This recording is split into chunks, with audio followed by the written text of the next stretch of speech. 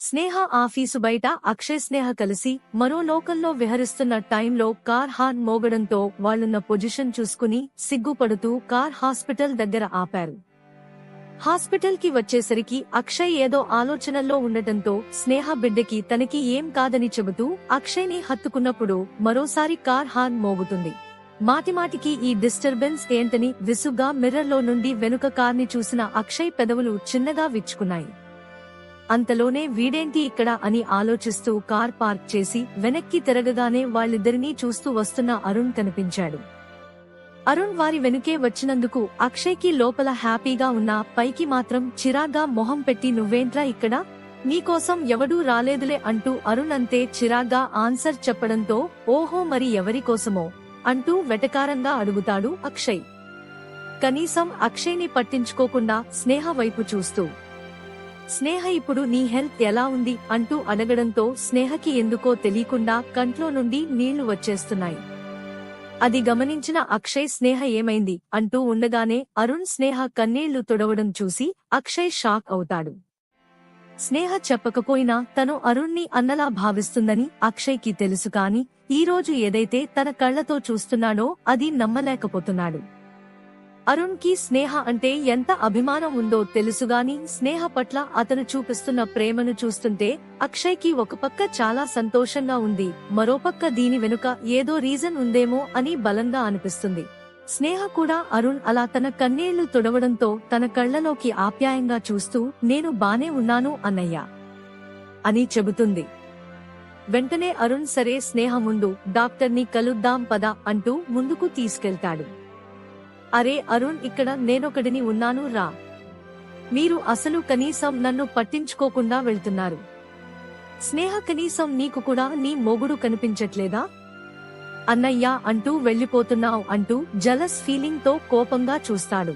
చిన్న పిల్లాడిలా కుళ్ళుకుంటున్న అక్షయ్ ని చూసిన స్నేహ అరుణ్ ఒకరి మొహాలు ఒకరు చూసుకుని నవ్వుకుంటూ సర్లేరా ఏడవకు రమ్మని అరుణ్ పిలిచినా అక్షయ్ కదలకపోవడంతో స్నేహ అక్షయ్ దగ్గరికి వచ్చి అక్షయ్ అంటుంది. ఆ ఒక్క మాటతోనే తనతో పాటు నవ్వుతూ లోపలికి వెళ్తాడు అక్షయ్. అరే అక్షయ్ మా స్నేహ నిన్ను బానే కంట్రోల్లో పెట్టింది రా అంటూ అరుణ్ అక్షయ్ ని టీజ్ చేయడంతో అందరూ నవ్వుతూ హాస్పిటల్లో అడుగు పెట్టారు.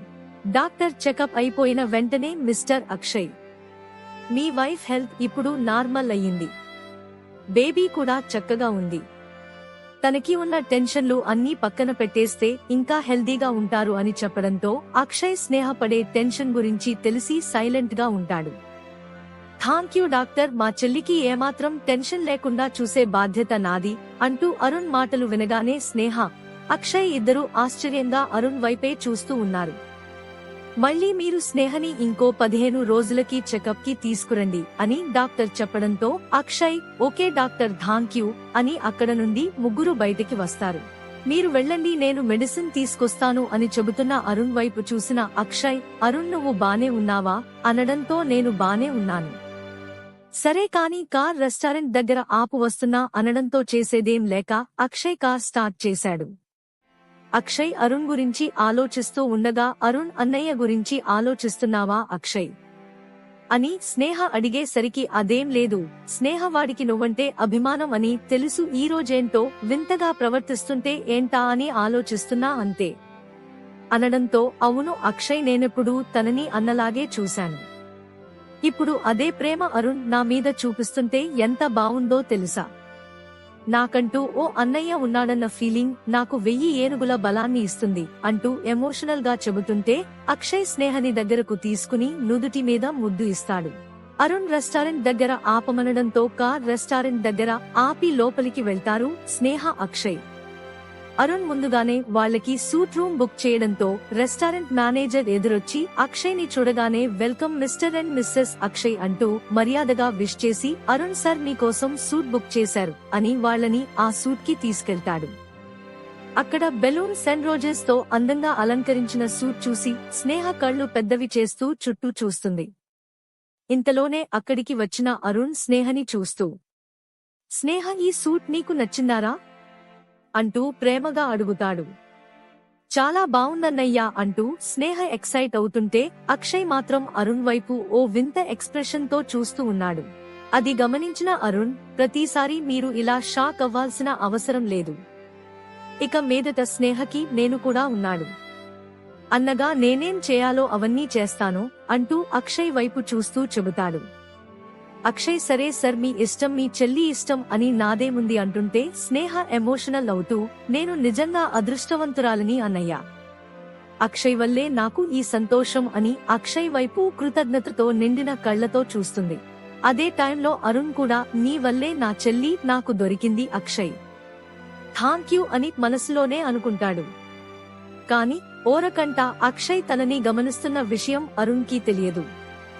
ఈలోపు వెయిటర్ ఫుడ్ తీసుకురావడంతో ఆ ఐటమ్స్ చూసిన స్నేహ, అన్నయ్య, ఇవన్నీ నా ఫేవరెట్ ఐటమ్స్, నీకు ఎలా తెలుసు అంటూ ఉండగానే, వాడో పెద్ద స్పైగాడు, వాడికి తెలియనిది ఏముంటుంది స్నేహ అని కుళ్ళుతూ అంటున్న అక్షయ్ మొహం చూసి స్నేహ ఇంకా అరుణ్ ఇద్దరూ హాయిగా నవ్వేస్తారు.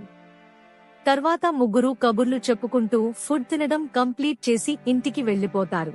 అక్షయ్తో పాటు అరుణ్ చూపించే ప్రేమ, అన్నపూర్ణమ్మ అభిమానంతో పాటు ఆఫీస్లో హాసిని కూడా పక్కనే ఉంటూ స్నేహని కంటికి రెప్పలా కాపాడుతూ ఉండటంతో స్నేహ ఆరోగ్యం చాలా మెరుగుపడింది. బేబీ గ్రోత్ కూడా చక్కగా ఉండటంతో తనిప్పుడు చాలా బెటర్గా ఉంది.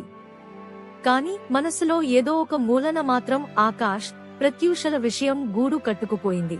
స్నేహకి ఉన్న ఏ టెన్షన్ అయినా సరే పూర్తిగా తొలగించాలనుకున్న అరుణ్ స్నేహ గురించే ఆలోచిస్తూ ఉన్నాడు. అంతలో అతనికి ప్రత్యూష విషయం స్ట్రైక్ అయ్యింది. నిజంగా ప్రత్యూషనే అక్షయ్తో గడిపి ఉంటుందా అని ఆ రోజు అసలు ప్రత్యూష ఎక్కడ ఉందో తెలుసుకోవాలని అనుకుని తన అసిస్టెంట్ ని పిలిచి, నాకు ప్రత్యూష గురించి పూర్తి డీటెయిల్స్ కావాలని చెప్పడంతో అరుణ్ అసిస్టెంట్ ఆ పనిలో పడతాడు. అసలు ఆ రోజు యువన్ బర్త్డేకి ప్రత్యూష ఎలా వచ్చింది అని ఆలోచించగానే యువన్ ఆకాష్ క్లాస్మేట్స్ అన్న విషయం గుర్తొచ్చి ఆకాష్ ని అడ్డుపెట్టుకుని ప్రత్యూష కావాలని అక్షయ్ దగ్గరికి కావాలని ప్లాన్ చేసి తన కొడుకుని కూడా సేమ్ స్కూల్లో వేసిందా అని ఆలోచిస్తూ ఉంటాడు.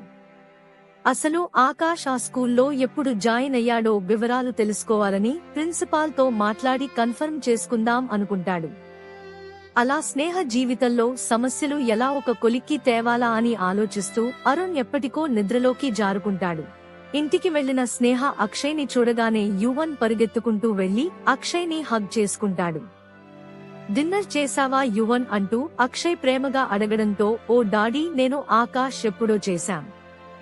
అన్నపూర్ణ గ్రాని మా కోసం స్పెషల్ డిషెస్ చేశారు అంటూ కళ్ళు పెద్దవి చేసి చెప్తాడు.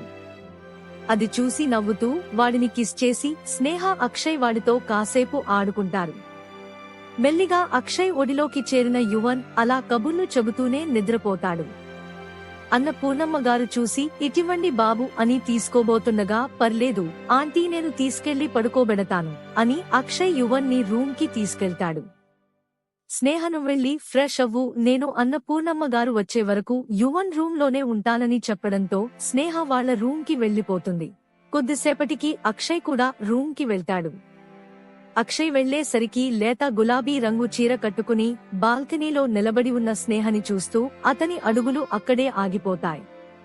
పాలసముద్రం చిలికితే పుట్టుకొచ్చినట్టు అందంగా మెరిసిపోతున్న స్నేహని చూస్తూ గాలికి ఎగిరే చీర కొంగు స్నేహ నడుముని వయ్యారంగా తాకుతుంటే అక్షయ్ మది మెల్లగా శృతి తప్పుతోంది. ఇక ఆపుకోలేక ఆ గాలి స్థానాన్ని తను ఆక్రమించి తన మునివేళ్లతో నడుముని మీటుతూ స్నేహ మెడ ఉంపుల్లో ముద్దులిస్తూ అక్షయ్ అల్లుకుపోతుంటే స్నేహ మత్తుగా కళ్లు మూసుకుని అక్షయ్ ప్రేమని ఆస్వాదిస్తుంది. స్నేహని తన వైపు తిప్పుకుని పెదవుల దాహం తీర్చుకున్నాడు అక్షయ్. అలా ఇద్దరూ ఒకరి శ్వాసని మరొకరు పీలుస్తూ సరికొత్త ఊపిరిగా అల్లుకుపోతూ ఆ రాత్రిని మధురమైన రాత్రిగా మలచుకున్నారు. అరుణ్ కి స్నేహకి ఉన్న సంబంధం ఏంటి? అరుణ్ ఆకాష్ అక్షయ్ కొడుకు కాదన్న నిజాన్ని కనిపెడతాడా? తెలియాలంటే తదుపరి ఎపిసోడ్ చదవాల్సిందే. నా కథ మీకు నచ్చినట్లయితే కామెంట్స్ రూపంలో ఎలా ఉందని తెలియజేయండి.